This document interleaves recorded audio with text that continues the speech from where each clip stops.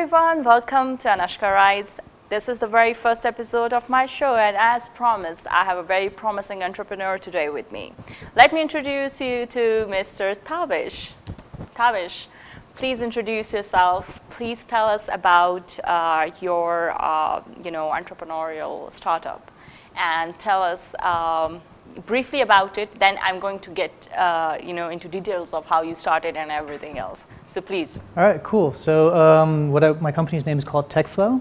techflo. techflo. Okay. And what we do is we try to make it as easy as possible for employees within their companies to automate their workflows, essentially. Mm-hmm. So what we have right now, we've built a couple of chatbots. Mm-hmm. So what we do is we work in a non-intrusive way and we integrate into communication platforms that already exist within the company, mm-hmm. or we integrate also on the client-facing side with Facebook Messenger and the websites themselves as well. So as much as I'm getting to understand your startup, it is primarily for organizations to adopt for themselves, for their employees, to make the workflow smoother. And what are the other features of your chatbot? So yeah, you touched upon that exactly right. So what we do is we make it as easy as possible for employees to really focus on their work. Mm-hmm. So take away that administrative task that they really just shouldn't have to focus on, and they enable them to focus on their key roles or in key positions.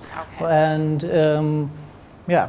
I mean, that's essentially what it is. How do you, whenever we come up with an idea, mm-hmm. This is, the entrepreneurial market is, as far as I understand it, is pretty concentrated right now, okay? So there are gazillion ideas in the market, a gazillion startups and everything. How do you justify your chatbot to what, in terms of competition that you have?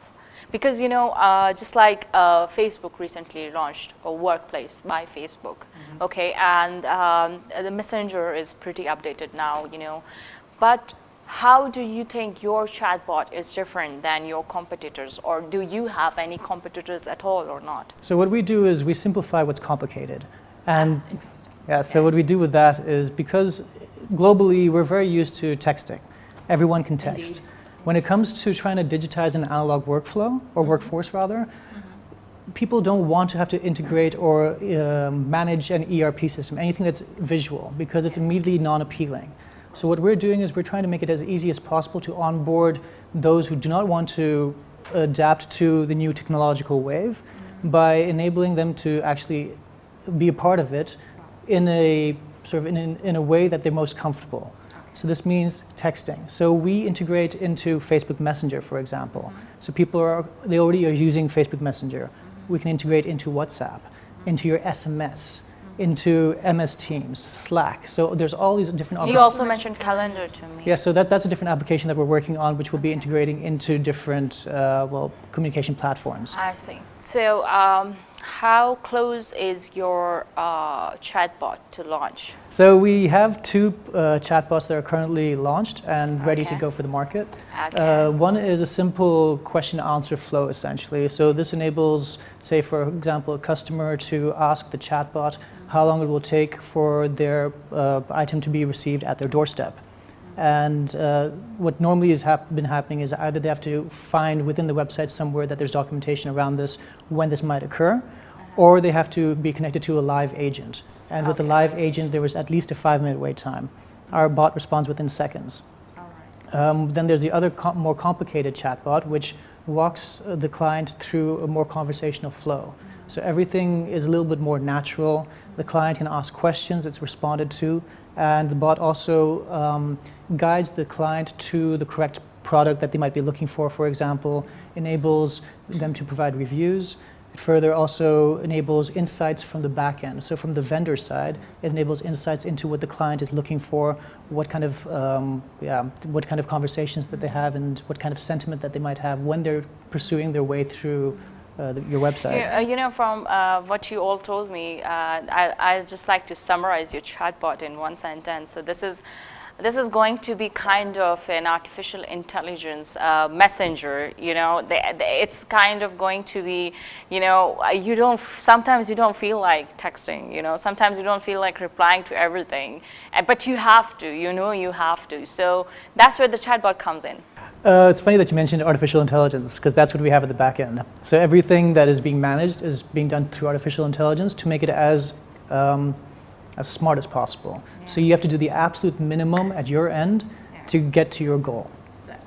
So now, after robotic, so many technologies coming in, now we have a robot messenger coming up. Complicated. Yeah, but with a very intelligent messenger that could look into your work as well as your personal stuff. To make it easier for you to do your work. Yeah. And so, just like I mentioned, is it only for work use or? Well, currently what we're doing is we're working on a B2B platform. So we, as a company, sell to other companies, and these companies then can use that bot to interact with their clients or to manage their workflows internally. Okay, one very important question. Since you said that you're introducing your bot to multiple companies, does your bot have the feature of customization depending on the needs and the specifications of an organization? Absolutely. I mean, Wow. Where would we be if we didn't do that? Yeah, what else would you want from a chatbot like that? Keep All right, the clients very happy, interesting. right? I think we have had pretty much about your chatbot, and I'm very much looking forward to have that on my phone very soon. So coming back to your journey. Yeah. This is a very interesting question, and I think this is a must question that I would ask almost all the entrepreneurs that come to my show. And that question is, what made you think that you would, give birth to this? Well, nothing actually. Nothing actually? This is one of those things. That's a very probable I answer. never thought I'd give birth to this specifically. It's one of those things that I've always hated inefficiencies. And over time, with my interaction with technology, I've found ways that that I've had ideas, let's put it this way. And some, of course, work, some don't work. And so it's just a question of using the spaghetti approach, where you sort of play with spaghetti and see whatever sticks against the wall, then it's ready. Okay. And right now, I feel like this idea is kind of ready for the market. Okay. Yeah, so it's been one of those things where I find that tech can really make things easy or complicated. Exactly. So what I'm looking for is trying to go for the easy approach where it enables people as opposed to sort of setting them aside. All right, because I got a little background from Tabish, and I would like him to say those things again. I asked him about his education, and please tell our audience about, because this is very interesting. This is something that I have seen in 99% cases. We study something, we qualify in one thing, and then eventually we end up into something that we have not even imagined we would be doing eventually. So let's shed some light on your journey in that regard. Yeah, so I guess we can start from high school, I suppose. Yeah, high school. I graduated from Islamabad here in Yeah. Pakistan, and then I did my bachelor's in economics at the University of Amsterdam. Okay. And then I did my master's in developing business in emerging markets in Edinburgh. Okay, so economics, and then business, and then eventually he landed up, being founder of a startup that's purely technology based. And yes, he also told me that you can do the development part as well. yeah, so I'm a developer What as could well. be more exciting? So I can't even imagine to put my fingers into that, no matter what. That is something that is kind of nightmare that I'd be one day doing the development myself. So this is I think this is how do you feel about? Did you ever thought that it was kind of a challenge for you? Yeah, absolutely. But I love challenges. It's one of those things where I like to do a lot of things just to see if I can. And with coding, it was again one of those challenges. As a child, I used to love playing with Lego, and I try to equate coding to playing with Lego, where if you have something in your mind, you can build it as long as you put the time into it. And so that's the thing I did with coding. So I essentially retrained myself over the years, where to the point where I was building tech for a fintech in London. I was building ERP systems in Bulgaria, and now I'm back in Pakistan just doing me. That's pretty inspiring and amazing, I must say. Now let's jump to my favorite segment, and which is Deep Shit.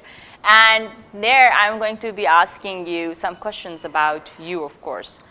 So the very first questions that I want to ask you is, how do you think success is related to your inner goals and ambitions and your plans. How would you relate, and what is your opinion about plans and eventually achieving your goals?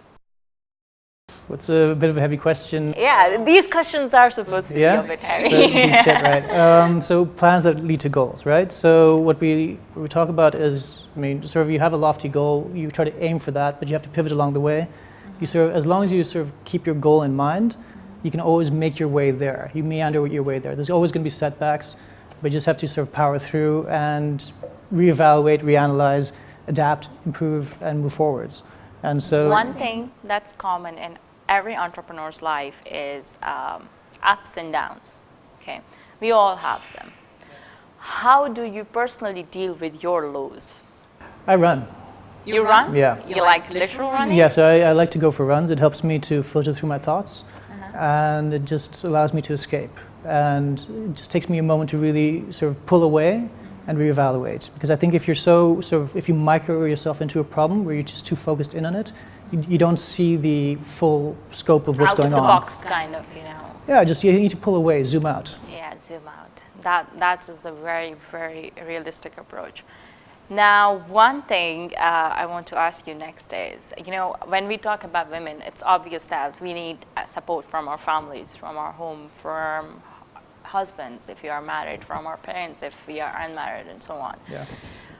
As far as, you know, men are concerned, how important was support from your family for you throughout your journey, and how did they take your you know, drastic step towards business world? Well, my father's a businessman himself, so that kind of made it a bit easier. But it's also because he's dealt with a lot of the stuff, he didn't want me to have to deal with it. But again, coming back to the challenges which I mentioned earlier, I love those things, so it's just one of those things that I had to sort of tackle on my own. But there comes the family support as well, because as you mentioned earlier, there's a lot of downs as well. So really having that support system in place that really help you push forwards, because you can't do it on your own. And if you try to, it's going to be much, much harder. So if you have the ability and the opportunity to, do take in their help whenever you can. How do you define yourself as a person? I don't know. I just try. I just try. You just can't define yourself like really. No, you just keep trying until you can't. Yeah, okay. And so you would say I am the kind of person who does not give up. Absolutely. Who works hard. If you want to try to set something up on your own, if you want to sort of try to pursue your own ideals, your own goals, you can't give up. You have to keep on. Since you have got your higher education from prestigious institutes, how would you justify that entrepreneurship is better than jobs? No, it's different. It's different? Absolutely. I think a job is also very difficult because you have to manage very different elements. But you know, this is like a culture we're here. Like, we get to send our children abroad to get prestigious, you know, degrees and all, to get good jobs. But for a person like you, who was almost there, and you kind of switched to, you know, entrepreneurship. So you must have had some justification in your mind that you might have thought that, no, this is better for me. Well, it's just something different. Or it was just something that you wanted to do? So I've always wanted to pursue my own, building my own company, and I found the opportunity and the time to do it. Hopefully this is it. Yeah, I mean, this is it, because I've worked for other people as well, and for me it was just a sense of control, almost, that I wanted to be in an environment where I could be more, so I could pursue my own path as opposed to being that dictated for me. Okay, now very last question, and this is going to be final one, and I'm sure this is going to be the trickiest one. So how do you think that, what's more important when used for a startup, huge capital or good PR? You have to choose one. Just one? I can't choose a third? No. Oh, yes, you can choose a third. I'd say, I mean, there's a couple elements at play over here. You need to have a good idea. You need to have a great team. And you need to have those blood, sweat, and tears, the passion and the drive to make it happen. I mean, if you have strong enough capital, great. You've seen a lot of companies that money has been thrown into them and they fail. You've seen a lot of companies with a lot of great PR and they failed. So it's really, I mean, it's a combination of different elements, but if you were to just focus on those two, I would say absolutely not. It's not that. Perfect. Thank you so much, Tabish, and it was indeed a very insightful discussion. And I'm very sure that a lot of listeners and watchers got to know a lot of things that they didn't had idea about previously. So thank you very much, everyone, for watching. Tabish, if you have any last words for my audience, Well, you can. Thank you for bearing with me, and hopefully you'll see more of my chatbots and techflo, my company. Is there anywhere my audience can, find more about your chatbots? Yeah, so it's my website's techflo.io, and next to that, I'll share with you the link and any documentation moving forward. Sure, I'm going to be sharing it on my blog as well. Thank you so much, everyone, and see you again next time with a new guest and new things to talk about.